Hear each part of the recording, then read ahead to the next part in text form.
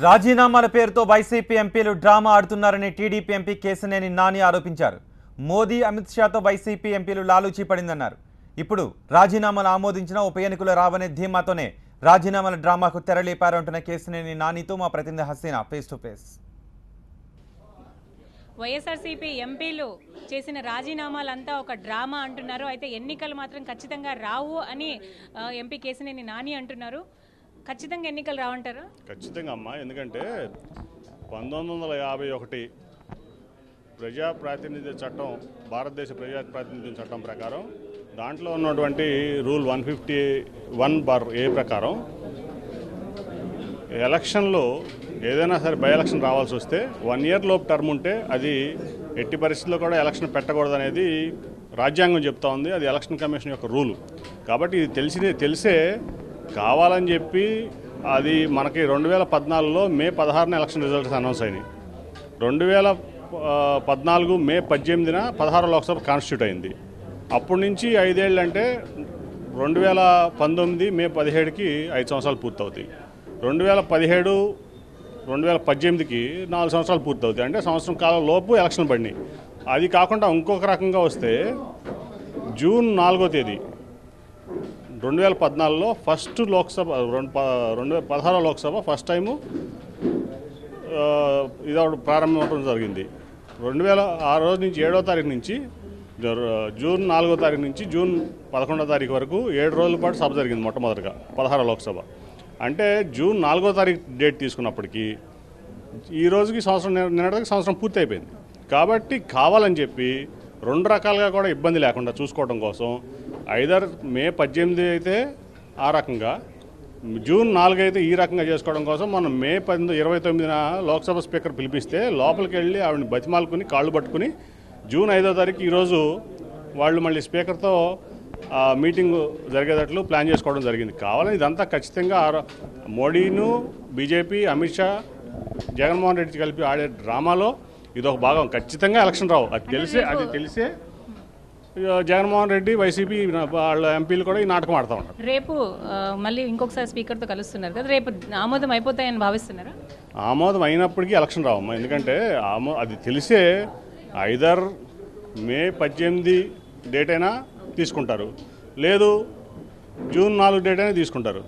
June 4 దాటిపోయింది, మే 18 ఎప్పుడో దాటిపోయింది. అందుకే మే 29 కూడా దాటించడం కోసం, జూన్ 4 దాటించడం కోసం ఈ రోజు పెట్టుకున్నారు వాళ్ళు. కావాలని చెప్పి ఇదంతా ఆడేట నాటకం. ఇప్పుడు ఆ రోజు కర్ణాటకలో యడియూరప్ప కానీ శ్రీరాములు కానీ రాజీనామా చేస్తే 24 గంటల్లో 48 గంటల్లో రాజీనామాలు ఆమోదింపడినాయి. అంటే వీళ్ళ రాజీనామాలు ఎప్పుడో ఇచ్చినటువంటి రాజీనామాలు వీళ్ళు ఆమోదించకుండా వీళ్ళ తర్వాత ఇచ్చినటువంటి వ్యక్తులు రాజీనామాలు ఆమోదించారంటే వీళ్ళు కలిసికట్టుగా ఆడుతున్నటువంటి కపట నాటకం ప్రజలకు అర్థమవుతుంది. అంటే ఎన్నికలు వస్తే మేము రెడీగా ఉన్నాము, టీడీపీ భయపడుతుందని చెప్పి ఇంతకుముందు ఎంపీలు చాలామంది మాట్లాడారు. ఈ రోజు ఎన్నికలు వస్తే వాళ్ళు రాజీనామా చేసినటువంటి 5 పార్లమెంట్లో మేము అత్యధిక మెజారిటీతో గెలుస్తాం. అట్లాగే వాళ్ళకి దమ్ముంటే ఎమ్మెల్యే ఎలక్షన్ కూడా వాళ్ళు ఎమ్మెల్యేలు కూడా రిజైన్ చేయించుంటే అవి కూడా గెలిచేవాళ్ళం. దానికి భయపడే వాళ్ళు ఎలక్షన్ రాకుండా చూసుకోవడం కోసం ఈ వైసీపీ జగన్మోహన్ రెడ్డి, అక్కడ విజయసాయి రెడ్డి, వైసీపీ ఎంపీలు, ఇక్కడ ప్రజాప్రతినిధులందరూ కూడా ఆడుతున్నటువంటి నాటకం ఇది. ఖచ్చితంగా ఇది ఆంధ్రప్రదేశ్ ప్రజలకి చేసేటువంటి నయ వంచన. రాష్ట్రంలో బీజేపీ నేతలు, కొత్తగా ఆయన అధ్యక్షులు కట్న లక్ష్మీనారాయణ, అలాగే జీవీఎల్ నరసింహారావు ఎంపీ వాళ్ళు కూడా చాలా ఆరోపణలు చేస్తున్నారు. ఫండ్స్ వస్తున్నప్పటికీ లేదు అని, కావాలని చంద్రబాబు నాయుడు అబద్ధం ప్రచారం చేస్తున్నారని వాళ్ళ వాదన. ఫండ్స్ వచ్చేది సెంట్రల్ గవర్నమెంట్ నుంచి అనుకున్నాం, తీసుకునేది స్టేట్ గవర్నమెంట్ అనుకున్నాం. నీకు ఎంత ఇచ్చామో నీ దగ్గర లెక్క ఉంది, మేము ఎంత ఇస్తున్నాం మా దగ్గర లెక్క ఉంది. మీ లెక్కలో మా లెక్కలు తీసుకొచ్చి ఒక థర్డ్ పార్టీ ఆడిటింగ్ పెడితే ఎక్కడంతా తేలుతుంది. ఇదంతా వెరీ ట్రాన్స్పరెంట్గా పబ్లిక్ డొమైన్లో ఉండే లెక్కలు తప్ప మీ అకౌంట్ నుంచి పర్సనల్గా నేను తీసుకున్న క్యాష్ కాదు, లేదా నా అకౌంట్ నుంచి ఇంకోళ్ళు ఎవరు తీసుకున్న క్యాష్ కాదు. ఇది నువ్వు సెంటర్ నుంచి ఏ అకౌంట్కి ఎంత డబ్బులు పంపించావు నీ దగ్గర లెక్క ఉంది. మా దగ్గర స్టేట్గా నీ దగ్గర నుంచి ఎంత వచ్చిందో డబ్బులు లెక్క ఉంది. రండి కూర్చుందాం, తేల్చుకుందాం. దీనికి డ్రామాలు ఎందుకు? ఇప్పుడు నీకు న్యాయపరంగా, చట్టపరంగా మనకు రావాల్సినటువంటి 18 డిమాండ్లు మనం అడుగుతున్నాం. ఆంధ్రప్రదేశ్ ప్రజల హక్కు ఇది. తెలుగుదేశం పార్టీదో ఇంకో పార్టీదో కాదు ఈ హక్కు.